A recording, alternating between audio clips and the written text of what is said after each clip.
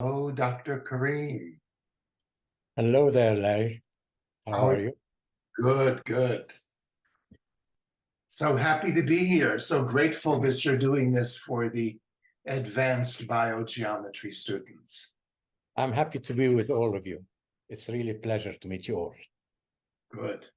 We have an hour for you to speak today, Okay, followed by a half hour of questions. And okay. I have the unfortunate job of keeping you on time, but I will do that, and I will do it very graciously. I'll try to stick to an hour, and so we have more time for questions. Whether you want half an hour or an hour of questions, that's okay with me. Perfect. And I don't think any introduction is needed since we have all advanced students here. I'll only introduce it by saying this is part one of the Hidden Reality book review. And instead of an introduction, I will just express all of our gratitude for your time and for your work and for opening our eyes to new realities and especially that hidden reality. So I'll turn it over to you, and very anxious to hear what you have to share with us this morning. Well, Okay, thank you, actually, Mary. before you start, before you Here's start, Laila. let me Yes. just tell everybody also, hello, welcome. So Larry and I also, we're going to be choosing questions at the very end. We're going to be choosing 3 questions. We're going to be reading them out loud. We're going to be giving probably each question 10 minutes. And we will have to, and possibly abruptly, stop Dr. Karim because he can go on, and we could stay on each question forever. So we will be asking him at a certain time, and we will just be choosing 3 from the questions that come in just for the sake of time. And also, that just one note, that the next review, so the next one is going to be December 6th, the same time, 3:30 Cairo time. So this might be a different time than now. We did daylight saving in Egypt, that possibly in December, maybe some countries they're going to have a different time than today if the daylight saving does happen. And December 6th, we're going to be covering part 2 to 4 from the book. So parts 2 to 4, we stopped at 1 today. So also please use the same Slido link to submit questions, generally anytime, not in this Zoom. We're talking about questions you might have when you're reading part 2 to 4. You don't need to re-register. It's the same registration for all the reviews. Okay, so just had to just do these little announcements here. And did you want to say anything about the electricity? Yes, actually, thank you, Larry, for reminding me. Now, in Egypt, we already had some problems with electricity. And now the government said that they're going to be randomly cutting electricity at certain times because we have a war going on next to us. So it's affecting us with the electricity. So if it happens that the electricity cuts, give us maybe 5 minutes in case it's just maybe the internet or something happens. So give us 5 minutes. If we're not back on, we're going to send a message to Larry and let him know if it's the internet we're going to be back on, or if we're going to have to reschedule, hopefully, to another day where the electricity won't be cutting. So it's just so you guys know, it is a possibility. Unfortunately, it's happening a lot. If it does go off, I'll be here because I'm in the United States. Exactly. So we need someone on the other side to let you guys know. Okay. Right. So I'm going to switch back to Dr. Karim, and you may begin. Well, hello, everybody. Unfortunately, I don't see anybody on the screen. So just a big hug to all of you.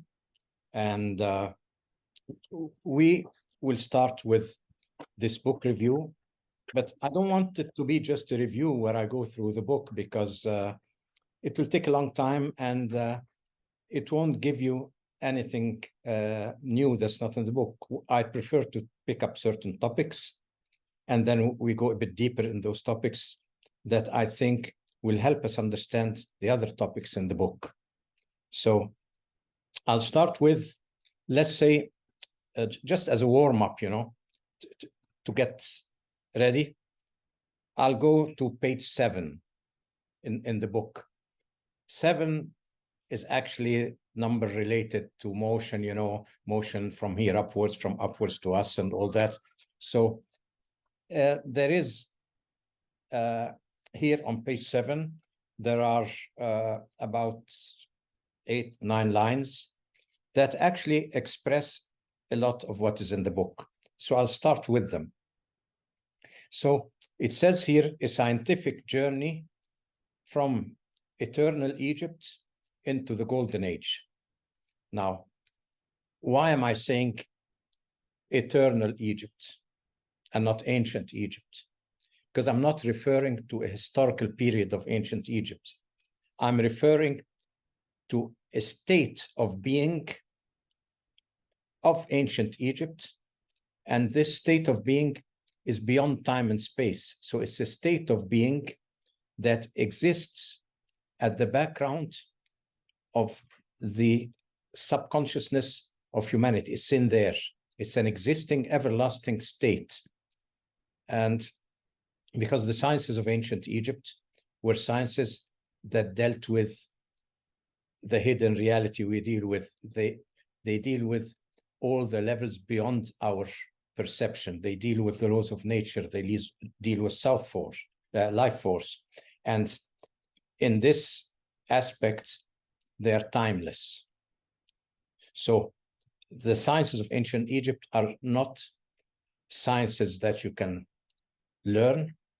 No, these are things that you can actually experience and live in. When Pythagoras came to ancient Egypt, he went to the temples, he wanted to study, he had a letter from the pharaoh, and he went and asked them, please, I want to study the temple sciences. They told him, we have nothing to teach. So he said, how come? I have a letter from the pharaoh, I mean, you should teach me your sciences. They told him, no, we are temples of experience. You learn through experience, not through learning something, teaching you something. So this is also the path of biogeometry. So here, a scientific journey, that means we want to go into the state of ancient Egypt, this eternal state, but we want to go with a scientific mind, a scientific exploration, because the physics of quality explores all the hidden dimensions in a new scientific paradigm. So we start there from ancient Egypt, and we hope by understanding the way they dealt with creation, life force, and life will help us bring harmony into our own time and maybe develop the golden age if we are wise enough to do that. Because now we are at the crossroads. We could really bring the human race to an end with all what we have, you know, nuclear wars, artificial intelligence, climate change, and all those things.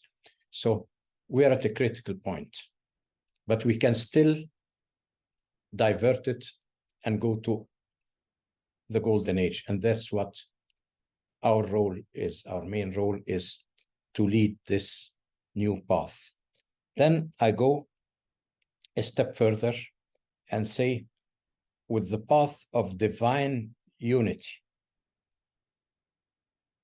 The divine unity means that I'm going to the dimension which is before time and space. Time and space, creation is duality. So I want to go before duality.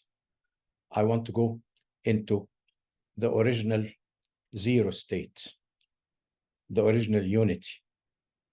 Now, I'm calling it here divine because we don't have a name for that zero state. It's not in what we understand as a personification of God in the different religions and different creeds. No, it is actually the zero state that's before everything. The mind cannot perceive it, personify anything in it, and all that. So we say it's divinity. Instead of using zero, use the word divinity without any, let's say, meaning beyond the nothingness, this zero that holds in it primordial consciousness, that holds in it the ability to animate everything else when it is activated. So from here, we go into time and space, into creation. And here we have two main forces of creation in ancient Egypt. That means two laws of nature. And you can sum them up as follows. Tahuti, or thought, this would be the universal mind, the mind that has all the knowledge and all the wisdom. And this is symbolized as Tahuti. The netter. Netter means a force of nature. So the netter of wisdom and learning. Now his consort is Ma'at. Ma'at is the universal order. She represents the ultimate order, ultimate balance. Now, when I'm speaking about universal order here, this has nothing to do with any universal order that we see in books or things like that. This is a higher universal order. What does this universal order mean? The power of Ma'at is also linked to the law of time. The law of time that balances everything, that keeps the harmony of any wave.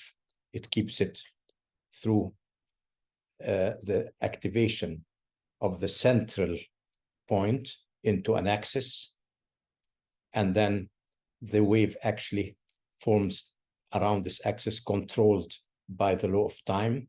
So we have the axis is actually the center of nothingness, the divine unity that controls and brings life and animates, brings conscious into the actual shape of the wave of time, which is life force. So you see how in a simple wave shape, the centering BG3 line and life force are actually part of one concept. Now, in our perceived reality, we only have access to maybe 1%, and at most would be 2% of the total absolute reality. We've learned that in our first foundation levels. So we are only aware of a very tiny aspect of existence. 99% of existence is actually beyond our sensory experience. So how can we bring perfect balance or perfect order in our life, in our actions, if we are only aware of 1 or 2%? Why I'm saying only 1 or 2% of our actions? Because every physical action has a material aspect and has a multidimensional aspect. Even the human being, you have a sensory perception, and then you have an extrasensory unconsciousness. So if you want your action to be well balanced, it has to bring harmony not only on the physical dimension, but has to bring harmony in the higher dimensions too. And that means we have to bring in the 99% in the form of here knowledge, wisdom, and laws of balance into the physical action so that it becomes perfect. This is the way that we call the way of excellence. Excellence means that we have connected all the laws of the universe to our daily action in order to bring total harmony in it, in our dimension, as well as in its resonant effect on all other dimensions, because everything we do here has a resonant effect on all other dimensions. So this whole thing, actually, it sums up what biogeometry is all about, the interaction of the connectivity of BG3 coming from the zero level, the timeless level, and life force, that means the laws of nature. Now, if I go a bit before that, you will find I chose a calligraphy from Arabic letters that expresses in a design that has bidirectional rotation in it, because Arabic calligraphy allows a lot of design. And here you have a two-directional rotation plus a vertical connection, and it's a blessing. It's like saying in the name of the divine or something. It's a blessing, but what it means is actually bringing the universal balance from the top. So I put that as an artistic expression of what we said in page 7 in this diagram here. Now,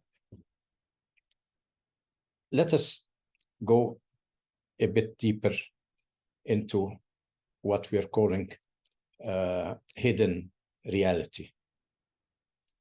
Now, we know that in order to achieve excellence, in order to save the human civilization from its demise, we have to look at all the invisible factors in the background that we call subtle energy, that we don't know, this hidden reality that we are not aware. We refer to it in many words, but we don't really interact with it in any way. So the physics of quality is the physics of the 100% of reality. It's not the physics of the 1% of perceived reality. It's a physics that I can use to access all the levels of reality. And now, before I go into this physics, let us take a bit the perception, our left brain, right brain perception, because we will use the time-space concepts of both those perceptions as we go along. So our left brain perception is the sensory perception. Now, these are not located in certain areas in the left brain or certain areas in the right brain.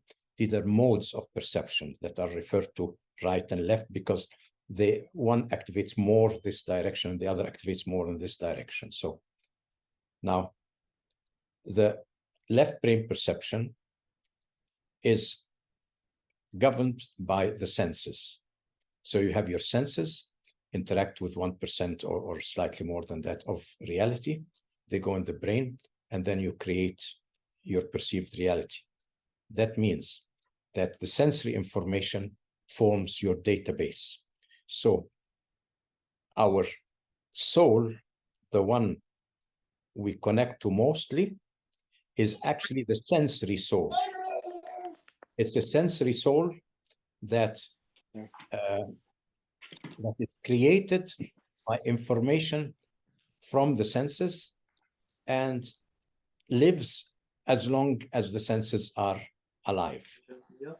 Now, this is the what we say, this is my identity. This is Ibrahim, that's me. And the thing is, the sensory soul has a sort of its own linear time and space perception built into it.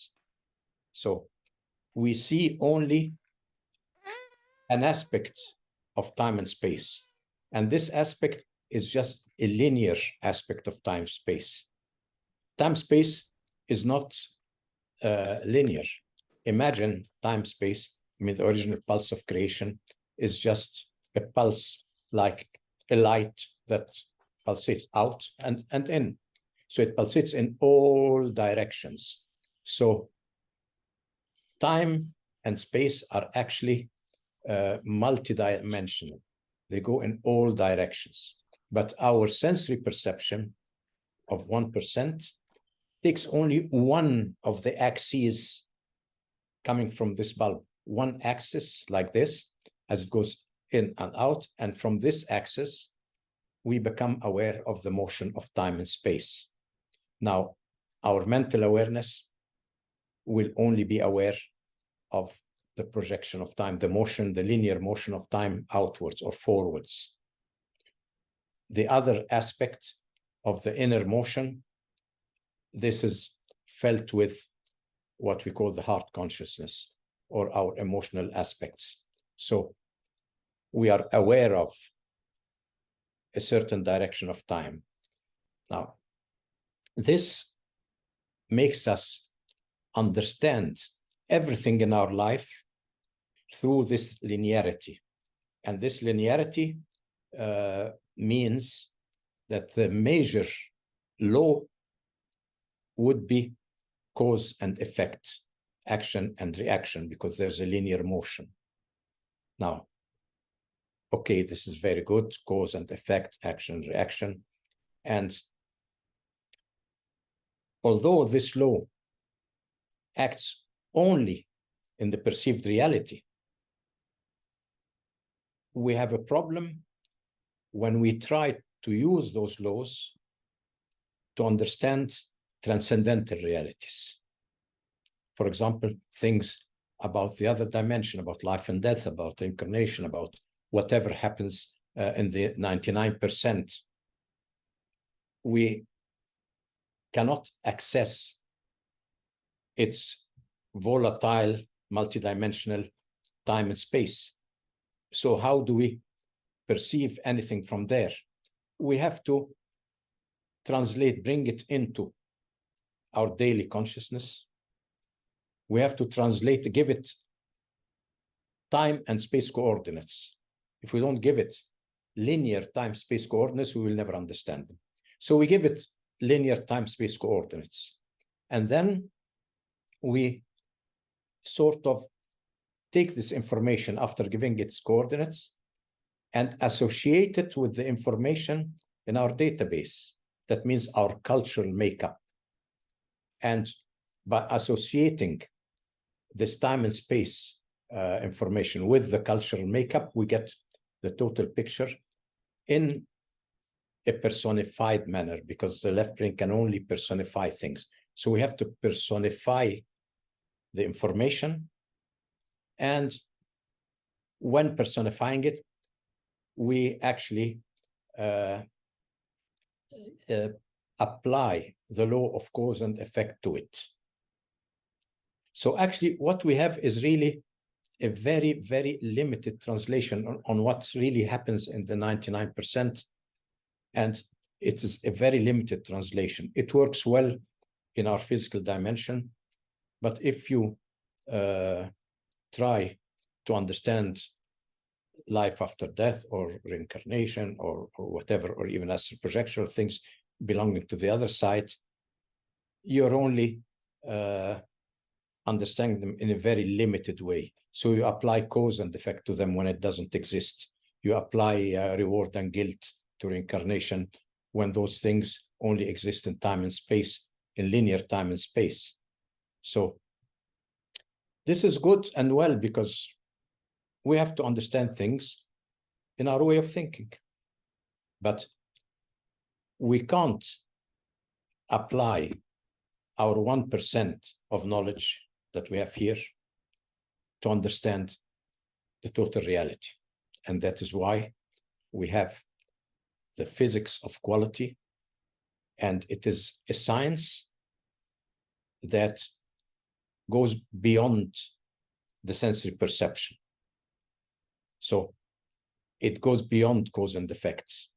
Now, the main law that we use must be a law that is active here as well as there. Must be active in all dimensions. Cause and effect is not active in all dimensions. Linearity is not active in all dimensions. So what is active here and there is the law of resonance. And that is why we have developed the musical instrument that you see in the book that Laila is going to put up now, the slide of our universal musical instrument. And I hope Laila can put it up now. I don't know if you, I think here it is. I think you all know this diagram. The whole idea here is you see the physical realm is in the middle. And then you have beyond it on both sides, one virtual extension all the way to zero and another virtual extension all the way to infinity. That means now I can use the law of resonance, and I can use it to access information in any dimension. Now, our instrument here, string instrument, we show in the lower part of the diagram, we put it as a 3D instrument, like that, in a round shape. In reality, it will also be spherical. So we have a spherical musical instruments that goes from... Your father's connection dropped off, I think. No, we're in separate houses, so that so the electricity cut in his house. Oh, no. But they're coming back on because the platform is from Dura's phone, computer, so it means they're coming back on. Okay. So it just cut for a minute, she said. So we'll just wait for a second here. We told you it's quite unpredictable. So we'll just wait 1 sec. Yeah, I'm back. Yeah, perfect. Okay. I'm sorry if it keeps happening, you know, this electrical problem. So we were playing our universal musical instruments. Actually, now I'm sitting in Omar's musical studio, my son-in-law. And here I think I'll have a better, I won't have those electricity cuts, but we'll see.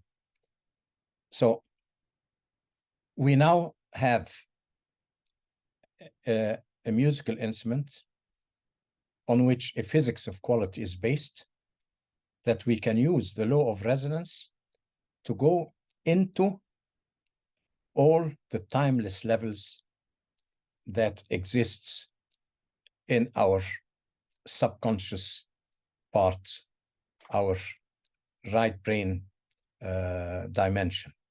Now, this subconscious part, or this right brain dimension, or intellect of the heart, as we call it, is not really a subconscious level that exists within us. Because if it has multidimensional time and space, that means from space-wise, our perception there could be individual or collective or even universal. So that is the domain of our immortal soul, because it doesn't have time and space. So there is no past, future, and present. So it's all one composite structure of multidimensional time and space, where we can move in any direction in space and time. So we can take our instrument and actually use our physics of quality in a scientific way directly into the energy aspects of the 9%, 99%, because that's where the science exists. That's where all the laws of nature exist that we want to use. That's where life force exists. So I can't translate them into left brain perception, because they will always be sort of time-stamped, and they'll always be translated into my cultural background. But our instrument takes us on the other side in a very abstract way. No meanings, nothing. It's just abstract measurement of quality on a multidimensional level. For example, if I want to get information from the other side, what happens is this information has to be perceived. So it comes from the other side in a form of intuition or channeling or things like that. But that means intuition and channeling, all those aspects have to go into the time and space translation, to linear time and space translation. They have to go into our database, our cultural database, and they have to go into a process of personification. So our left brain creates its own way of interacting with the dimension, creates a personified entity, creates whatever it creates to bring through this translation.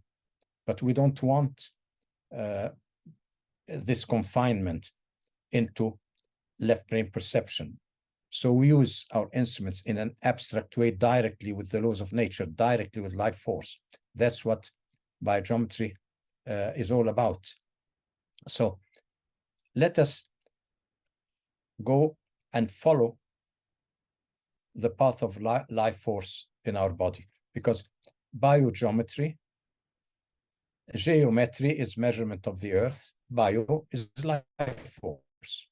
So here we're measuring life force. So if we want to measure something, we have to know what it actually is. So let us first examine what we know, our sensory perception. For our sensory perception to create our reality, the world we live in, the world we feel as material, because the sense of touch is one of the sensory perceptions, creates the materiality. So in order, let's say, to see this world of sensory perception, the senses have to be alive.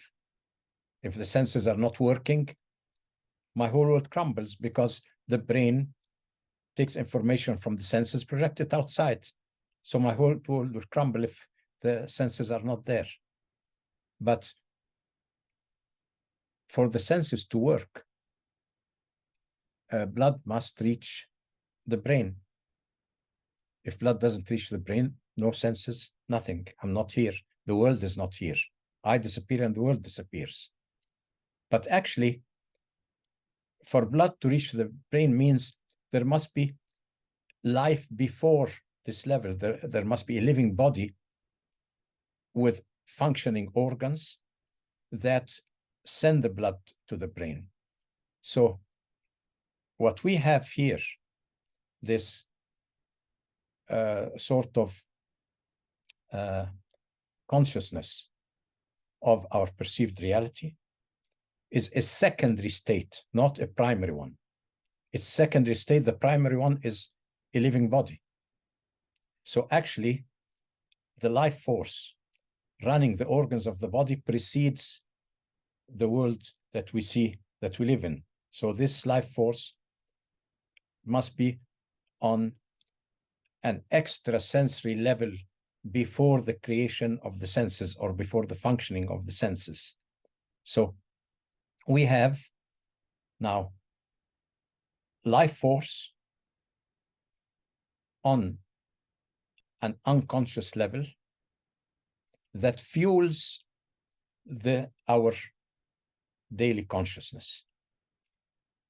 That means that our right brain perception and our unconscious level is the level where all the laws of nature work independent of our influence.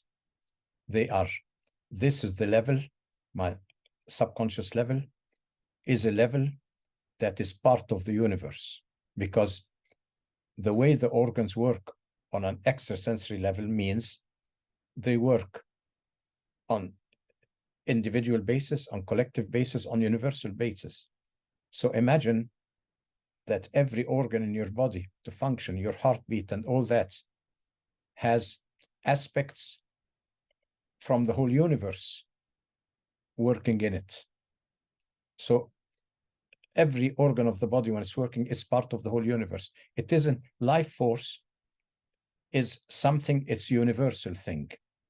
It's the universal cradle that works on individual, collective, and universal level. So if life force is working on all those levels, and I want to understand how life force really works, how it really functions, I must go to the origin. I must go beyond the physical level, and I must start with the creation from beginning. So to do that, we come to our second diagram that you know. Laila will put the second diagram now that has all the levels of creation.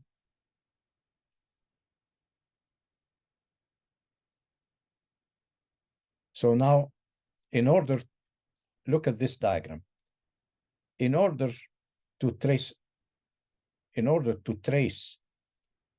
the origin of life force, we have to go to the non-duality state, to the center, because in the non-duality state in the center, this is where our BG3 connection is. That's the energy of the center. The energy of the center as we know it is timeless. The center has no coordinates.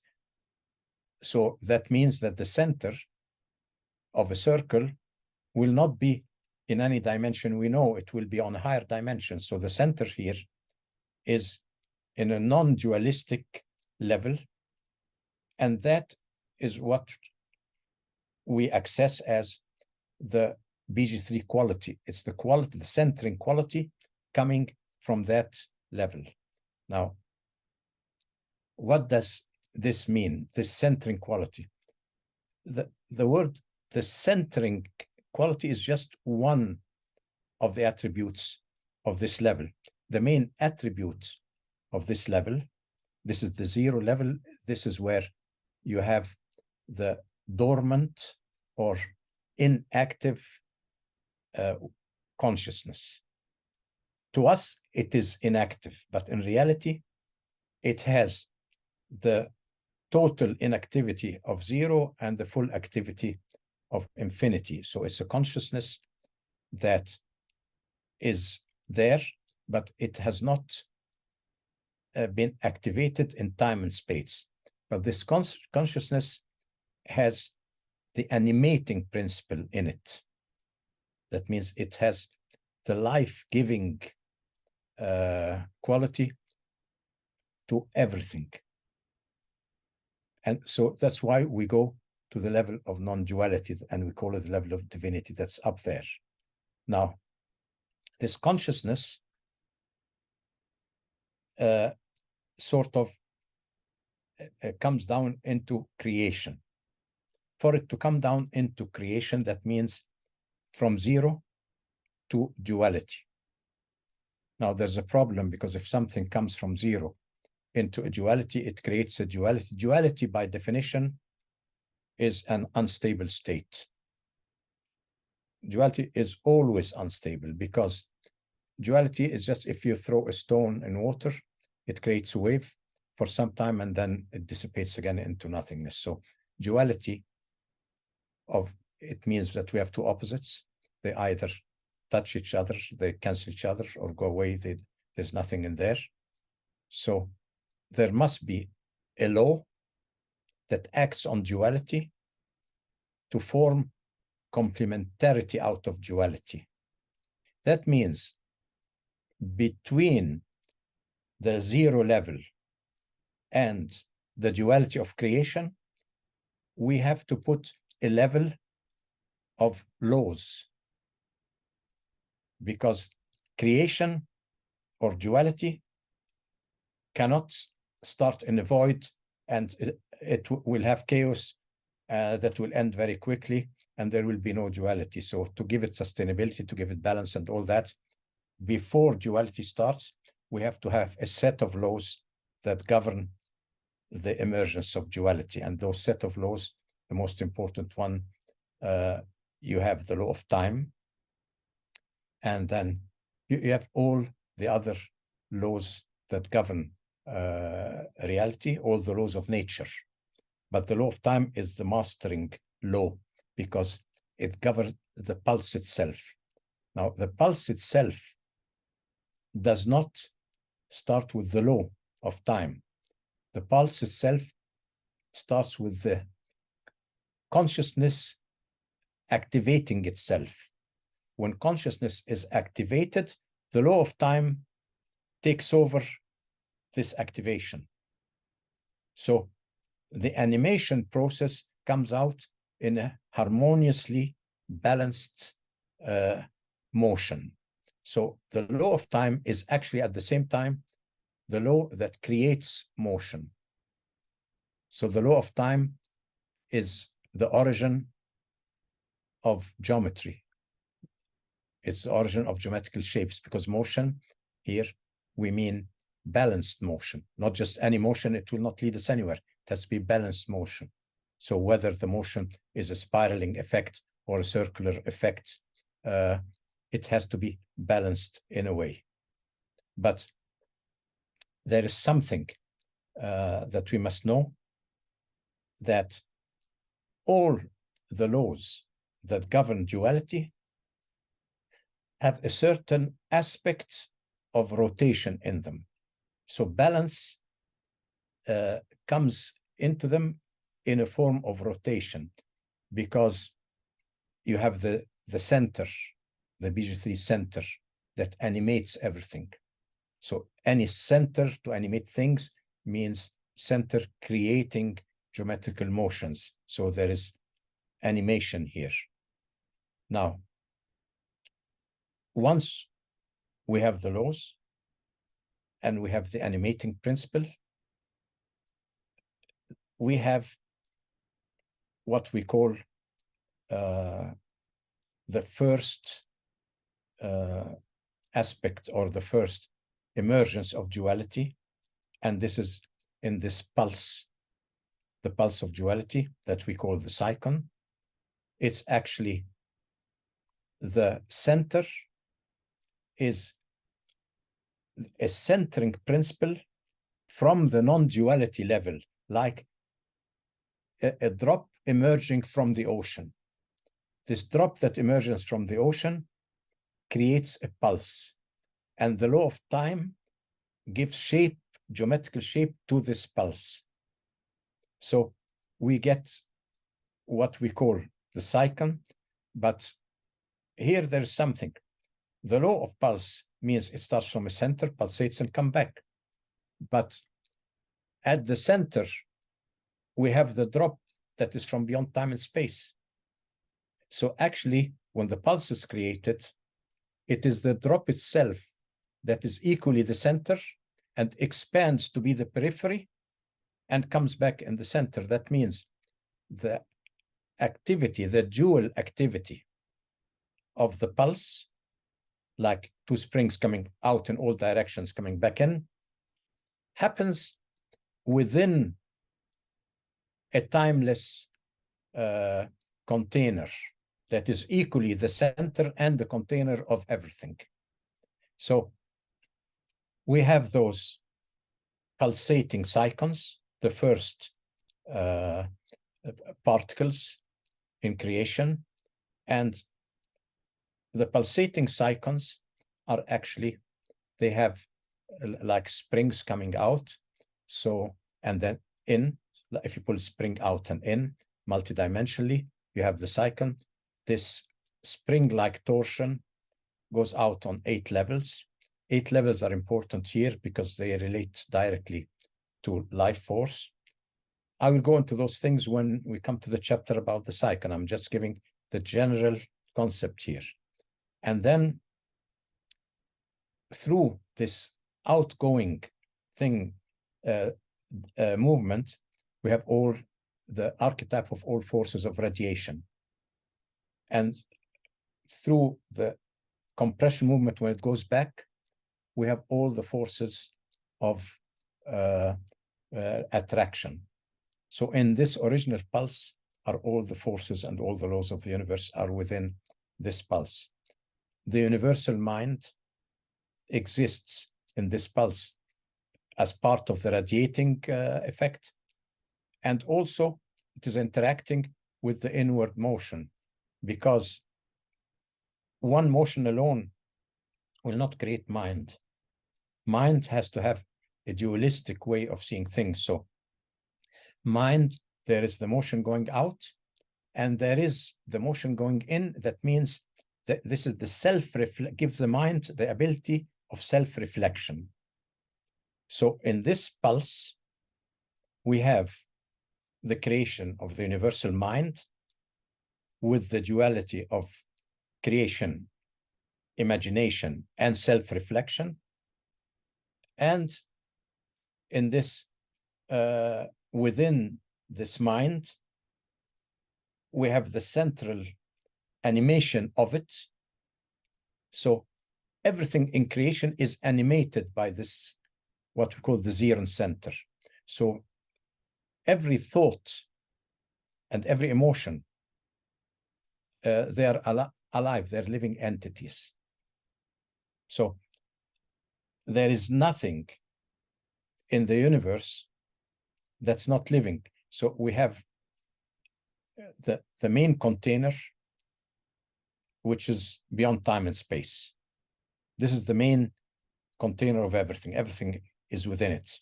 Creation itself is contained in the second container that is actually in duality, and that is what we call life force.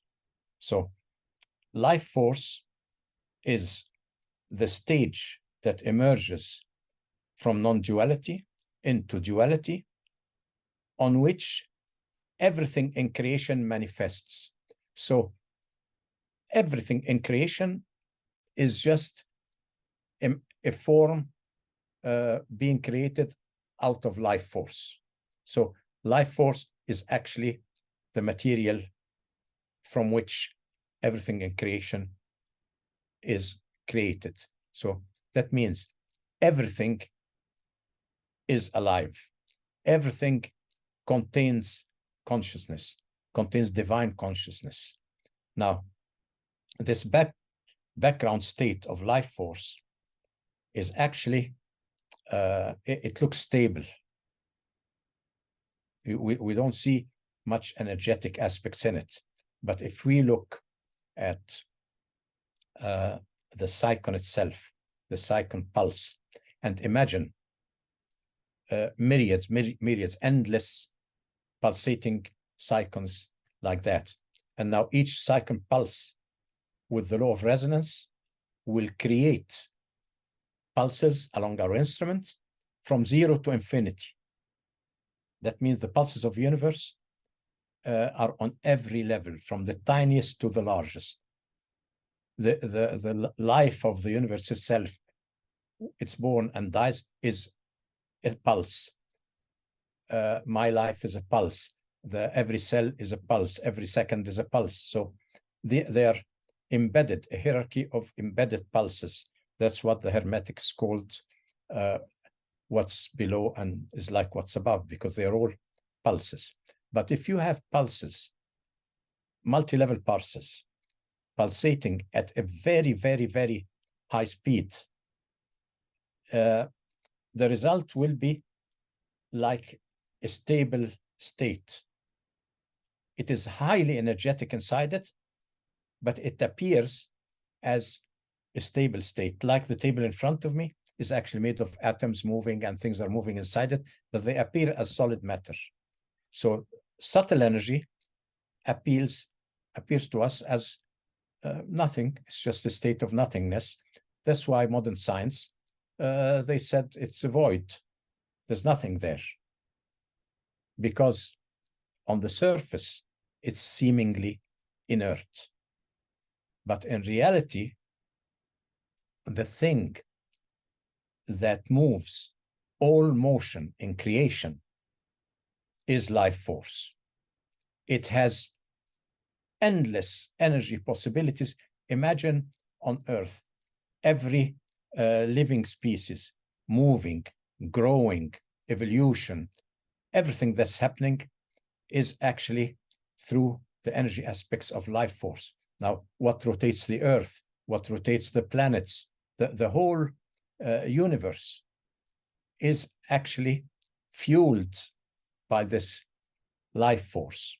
So life force is the main fuel and the main energy that nature uses. It's the energy of creation. Now, if we ever get to be wise enough to create the ultimate golden age, is actually if we can create an age whose main energy source is life force. So imagine life force fueling our houses, fueling our cars, fueling everything in our life. Then we would actually be part of the of nature, of the universal mind of nature. So this is the let's say an introduction to life force, because I will go in another chapter later on, in other parts, we'll go into more details about the psychon, and we go into all the aspects within it and why the 8 spirals and the 2 directions and the connectivity between mental and emotion. We'll do that in the later parts. But we want to go into one aspect here, and that is, if Laila can bring out the next picture where I have the vortex. Okay. Now, we want a visual geometrical relationship between what's beyond time and space and time and space, and between BG3 and between life force. So if you, here we have a vortex. This vortex is a very good visual thing because it's a vortex that happens on an underwater crossing. And what happens in this vortex, you have a BG3 connectivity that goes through all levels of creation up to the spiritual. And then you have BG3. So the vortex shows the expansion of the axis of BG3 from the lower to the higher. It creates a motion. And if this timeless axis is moving upwards, it creates around it a vortex. Now, while the axis is completely timeless, spaceless, the vortex around it is actually time. So a motion along the axis creates time around it.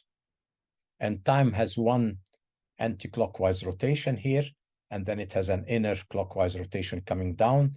So the vortex shows actually the center beyond duality. The walls of the vortex, this is actually time and space, presenting time and space. And then we know that a vortex will create, in the energy around it, will create a toroidal shape. And that we have studied that as the energy key. So actually, the toroidal shape is life force. It's the expansion of life force. But it is not the creation of life force. It's the relationship of life force to BG3, because life force exists everywhere in duality. So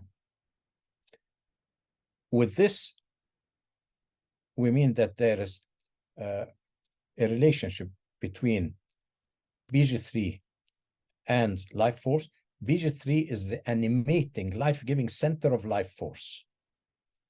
BG3 is the non-dualistic aspect, while life force is the dualistic aspects within creation. So I hope this was a little journey, like that introductory journey that that we can use to continue in this with the book. Now, I know now with the electricity cutoff and all that, I don't know how much time I have left, but I would say about 5 or 10 minutes, Dr. Karim. I'll take one of the things that we discussed in the book, and to give like a change of atmosphere a bit, I will take some things from ancient Egypt, the way I discussed them in the book. Now, there are many theories about the want to before you start, I'd just like to tell everybody that you can post a question in the question and answer regarding what Dr. Karim is talking about, and we will be choosing from the questions that you post for him to answer them. So just so that you can continue now. Okay, so now let's jump a bit into ancient Egypt and do some interesting topics there. So where did ancient Egyptian civilization come from?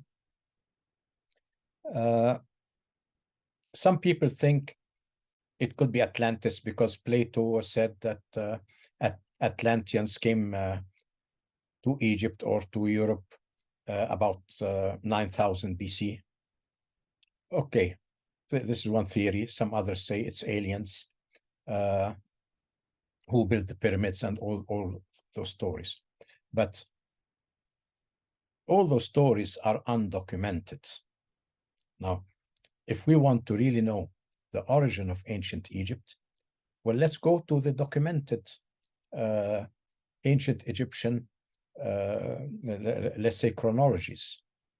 So we have several chronologies in several temples of ancient Egypt that give the exact history of ancient Egypt, with every dynasty, with every king, how much he ruled, the major things in his life, the major wars and all that. All that, we have many lists showing all that.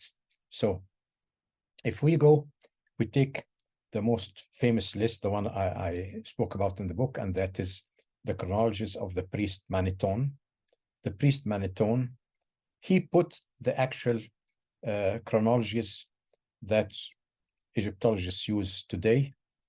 And there's a stone called the Palermo stone, because it's in the museum in Italy called Palermo, with the chronology.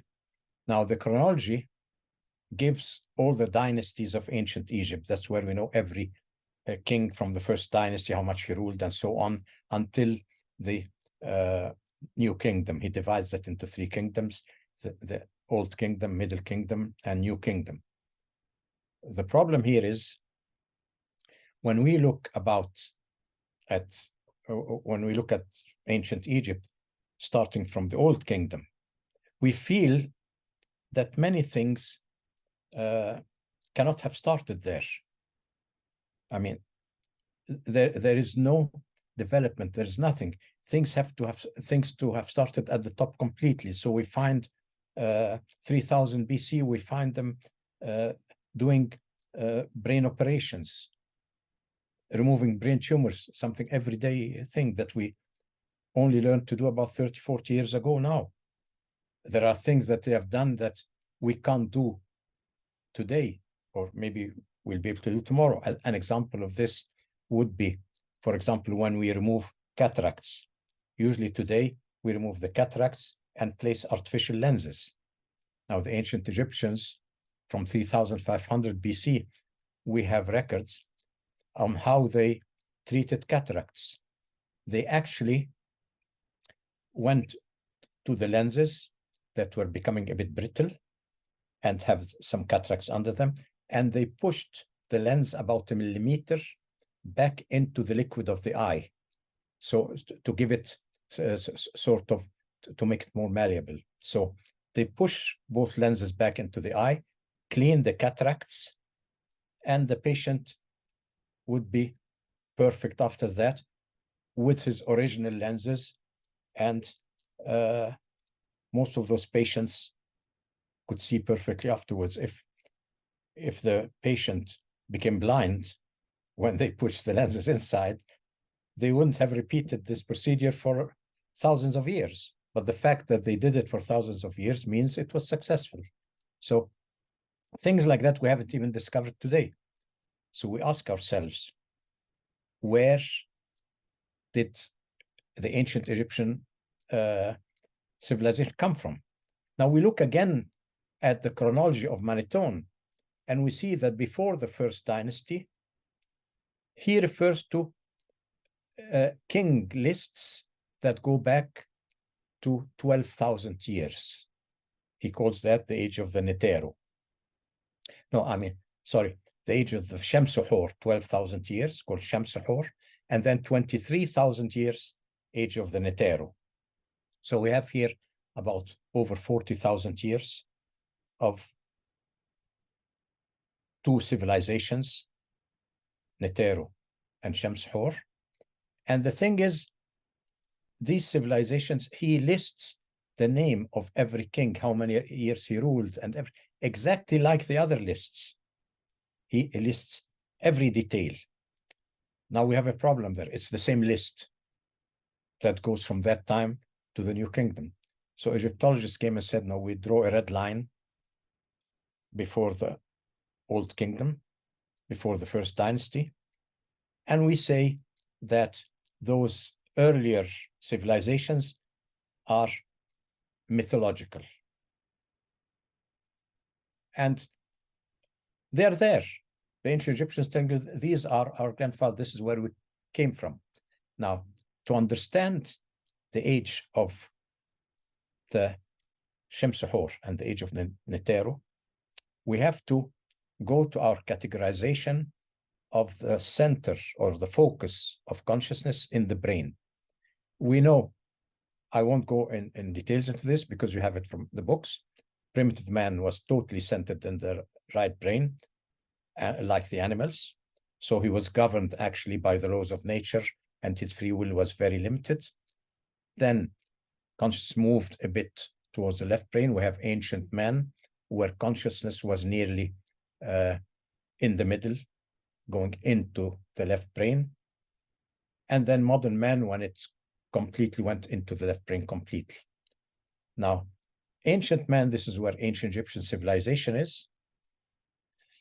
If we look at the gradual motion of consciousness into the left brain, there comes a moment in the left brain where the hold of the laws of nature on your consciousness become very weak, and the door closes, and then you have modern man, and modern man has completely free will.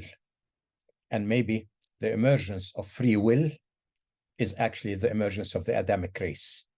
It's not something in the body, it's the emergence of a type of consciousness. So the moment humanity got its free will, a new race began. Now, in ancient Egypt, we were at a period when this new race, when the left brain consciousness started having full power, but the door was still not closed to the right brain consciousness. Now, the right brain consciousness was, same as animals, was multidimensional. That means humanity could look with this left brain perception like we do, but they could use this perception and look into the subconscious realm, the multidimensional subconscious realm. So for a brief period in history, during this motion, a period of about 50,000 years and all that, before the complete shift in the brain, there was a state where you had a fully evolved left brain consciousness perceiving into everything of the right brain consciousness, perceiving the universality of things, living in the universality of things before the door closed. What does that mean?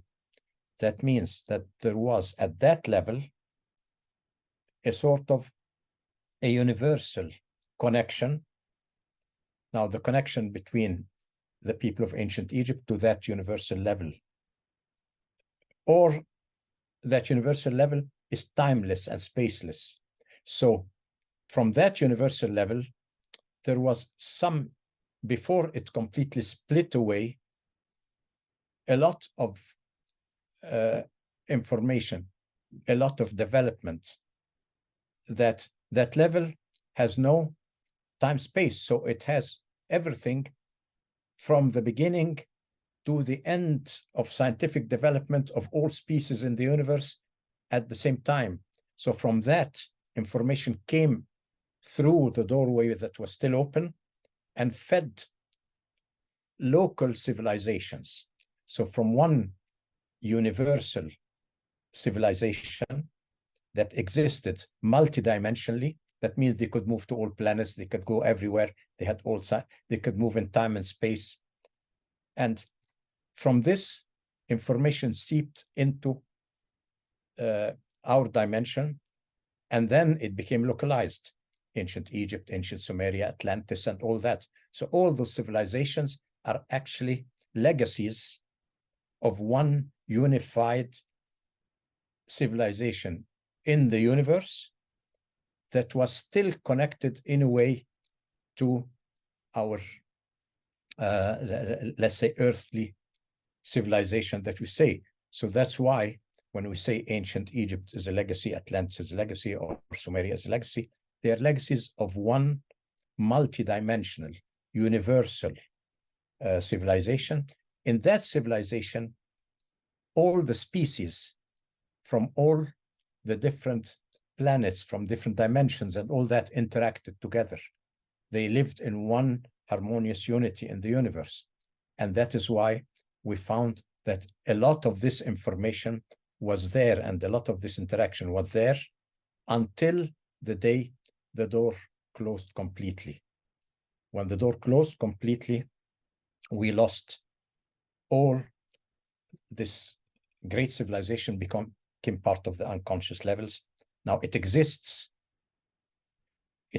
out there because it's beyond time and space. But this is the realm where our immortal souls live in. This is where they live in. This is where we will ultimately go. But it's a realm that is not connected anymore to us. So this is the real origin of ancient Egypt, ancient Sumeria, ancient Atlantis, all those places. It does not come from aliens or things like that, because aliens were actually in that civilization, they were inhabitants just like us, because there was no time and space. I could just have a few steps and be on Mars, another few steps be in Venus, discuss with them, they come to me and go there. So they all live together in one unified civilization that was at the source of earthly civilizations. And that is the source of what we call the legacies that form our great ancient civilizations on Earth. They are legacies, and we always have within us, in our subconscious, the link is there, but the door is closed. So we used, in the other dimensions, we used to jump at will through time and space and all that. It was, we could move freely. because there's no linear time. Now, when the door was closed, our subconscious tells us that this jumping in time and all that is possible. So we have a yearn to develop time travel. But developing time travel in a linear dimension is much more difficult than in another multiple dimensional state. So I'm hoping that with this analysis, now, if you tell me where do you get all this information, it's not imagination, it's not channeling, it's not nothing of all that. We have a physics of quality where we can analyze time and space, where we can go in step by step and discover things practically. And we can do practical experiments. When we start going into the advanced levels, we're preparing for the inner school where we have 7 or 8 practical advanced levels. We will show you that we can go with instruments into discoveries and analysis of all those other dimensions. So this was just taking you on a grand tour of ancient civilizations. I think I'm out of time now. Yes. Before Larry comes in and says that's enough, or Laila comes in. So You did it for me. You're operating with intuition. So I might just say bye-bye to you and wait on the side until you ask all your questions.